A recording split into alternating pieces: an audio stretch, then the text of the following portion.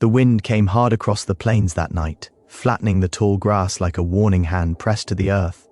The rancher felt it before he saw anything, felt it in his bones, in the way the horses shifted uneasily in their pens, in the way the dogs stopped barking all at once. He had lived alone for years, far from towns and roads, far from people who asked questions. Out here, silence usually meant peace. Then he heard the footsteps. They were light, too light for a grown man, too uneven for someone who knew where they were going. He stepped out onto the porch with a lantern, the yellow glow cutting a narrow path through the dark, and that was when he saw her collapse near the fence line like she had run out of strength all at once. She was small, wrapped in a torn shawl, her hair tangled with dust and sweat. When he knelt beside her, she flinched as if expecting a blow. "Please," she whispered, the word barely louder than the wind. "Don't send me back." He had seen fear before. He had survived wars, buried friends, watched men break under pressure. But this was different. This was the fear of someone who had been told her life no longer belonged to her. He carried her inside without asking a single question. When she finally spoke, hours later, her voice shook but her words were clear. She told him her age. 13. She told him about the men who had decided she was old enough to be traded, promised, handed over like livestock. She told him about the wedding date already chosen, about how no one had listened when she cried. "I'm too young to be a wife," she said. I told them. They didn't care. The rancher stared into the fire long after she fell asleep on the couch, wrapped in a blanket, far too big for her. He knew what hiding her meant. He knew the kind of trouble it would bring. Out here, people minded their own business until you interfered with traditions, money, or power. By morning, he had already decided. He would hide her. Not because he thought himself a hero, not because he wanted thanks, but because some lines, once crossed, demanded a man stand up or live the rest of his life knowing he had done nothing, and he was tired of doing nothing. The search began faster than he expected. By the third day, riders were already moving across the land like dark thoughts. They came asking questions in nearby towns, offering rewards, spreading stories that painted the girl as a runaway, a liar, a problem that needed to be returned. The rancher changed their routine. He taught her how to stay quiet, how to move through the barn without leaving tracks, how to hide when strangers came too close. He never touched her except to guide her out of danger, never raised his voice, never treated her like anything other than what she was, a child who deserved time to grow. At night she talked. She talked about wanting to go to school, about reading books she'd never been allowed to finish, about how she used to count the years on her fingers, believing freedom would come with age, until she learned age could be stolen. He listened. That was his quiet rebellion. One afternoon, dust rose on the horizon. Trucks this time. Men with authority in their posture and weapons on their belts. They didn't knock. They demanded. "She belongs with her family," one of them said. "You're interfering." The rancher stood firm in the doorway, the house behind him, the girl hidden below the floorboards he had prepared just in case. "She belongs nowhere, she's afraid to live," he replied. They threatened him, warned him, promised consequences. That night, he knew hiding would no longer be enough. He contacted someone he hadn't spoken to in years, an old friend who owed him a debt, someone who worked within the law but still believed in justice. Documents were gathered, statements recorded, quiet calls made to people who could not be easily silenced. The girl watched him work with wide eyes. "You don't have to do this," she said softly.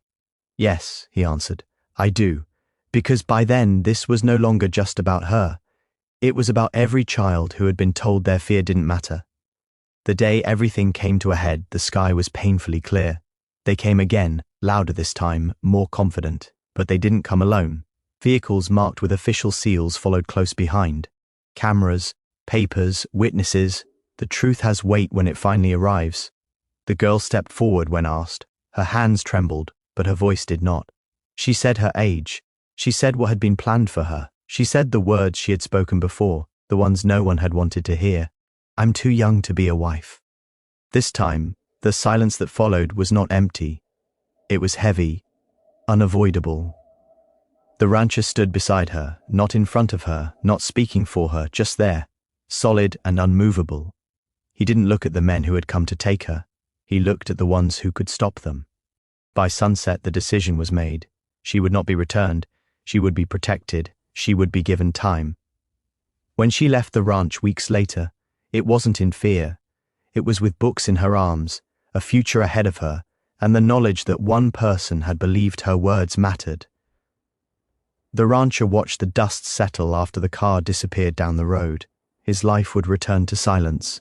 His name might never be praised. That was fine. Some victories are meant to be quiet. If this story moved you, if you believe courage matters even when no one is watching, subscribe to our channel, share this story with your friends, and help us tell more stories that speak for those who were never given a voice. Because sometimes all it takes to change a life is one person who refuses to look away. The ranch did not feel the same after the third night. Silence had always lived here like an old friend, but now it felt like something watching from the corners. The rancher noticed it in the way the boards creaked differently after sunset, in how the wind seemed to pause before passing the house, as if listening. He had hidden people before, men on the run, souls escaping violence, but never a child, never someone whose entire future could be crushed by one wrong decision. He woke before dawn every morning, long before the girls stirred. He checked the perimeter first, boots quiet on the dirt, eyes trained on the horizon. Tracks told stories out here, and he read them like books, a coyote, a stray horse. Then one morning, something else, boot prints, fresh, careless, too close. He erased them. Before she woke, inside, she sat at the small table, tracing circles into the wood with her finger, staring at nothing. She flinched every time a sound came from outside. He slid a plate of food toward her without comment. He never asked her to eat. He just made sure it was there.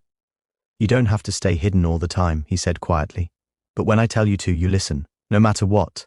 She nodded, not the nod of a child being obedient, but the nod of someone who had learned survival the hard way.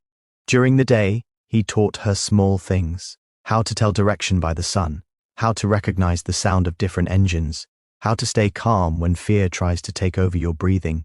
He never spoke about weapons, never put violence in her hands. What he gave her instead was awareness. At night, the nightmares came. She never screamed. She just sat up, shaking, eyes wide, breath locked in her chest. He would light the lamp, sit across the room, and speak calmly about nothing important: the weather, the horses, the way storms always passed eventually. He never asked her to describe what she saw in her dreams. Some stories didn't need to be pulled out to be understood. The fourth day, a truck appeared on the road. It slowed as it passed the ranch gate. Dust hung in the air longer than it should have. The rancher watched from the barn, jaw tight, hand steady. He waited until the engine sound faded completely before moving. That night, he dug beneath the house, not deep, just enough. He reinforced it with old boards, left a narrow space where someone small could hide, breathe, and wait. When he showed her, she didn't cry, she didn't panic. She just asked one question. "How long?" "As long as it takes," he said. The next morning, riders came. They didn't shout. They smiled, smiles that didn't reach their eyes. They spoke about family honor, about Mizu, understandings, about how children didn't always know what was best for them. The rancher listened, leaning against the fence, posture relaxed, voice calm. "She's not here," he said. "And if she were, she wouldn't be going anywhere she's afraid of." The smiles disappeared. Threats followed, not loud ones, quiet ones. The kind meant to settle into a man's mind and rot there. When they left, the rancher stood alone in the yard for a long time, staring at the road. Then he went inside and knocked twice on the floor. She crawled out slowly, eyes searching his face. "They know," she whispered. "Yes," he said, "but knowing isn't the same as winning." That night, he made a decision that could not be undone. He pulled out an old phone he kept turned off, one tied to a life he thought he'd buried. He powered it on and waited for the signal. When it came, he dialed a number he still remembered by heart. "I need help," he said when the line connected, "and I need it done right." The girl watched him from the doorway, hope and fear tangled together in her chest. She didn't know what would happen next. But for the first time since she ran, she knew this much. Someone was fighting for her, and this time she wasn't alone. The storm came the night before the truth did. Thunder rolled across the plains like a warning that could no longer be ignored. Rain hammered the roof, hard enough to drown out distant engines, hard enough to make the world feel smaller, tighter, as if everything was being pressed toward a single moment. The rancher didn't sleep. He sat at the table with a cup of cold coffee, listening to the wind test every weak place in the house, knowing that by morning there would be no more hiding, only standing. The girl sat across from him, wrapped in her blanket, eyes steady despite the fear that still lived behind them. She had changed in the days she'd been air. Not older, stronger. Fear no longer owned her voice. It only reminded her why she needed to use it. "They'll come again," she said quietly. "Yes," he answered. "But this time, they won't come alone." Before dawn, headlights cut through the rain. Not one vehicle, several. Trucks, official cars, unfamiliar shapes moving with purpose. The rancher stepped onto the porch as they pulled in, rain soaking his coat, thunder cracking overhead. He didn't raise his hands. He didn't step back. They approached with papers this time, with cameras, with people who asked questions instead of making threats. The men who had once smiled and warned now stood stiff, their confidence replaced by irritation, then unease. The girl stepped outside on her own. No one told her to. No one pushed her forward. She stood beside the rancher, small but unyielding, rain running down her face like tears she refused to shed. When they asked her name, she gave it. When they asked her age, she said it clearly. When they asked why she ran, her voice did not shake. She told them everything. She spoke about being promised like property, about being told fear was disrespect, about being 13 and realizing that childhood could be taken without permission. She didn't raise her voice. She didn't beg. She simply told the truth and let it stand on its own.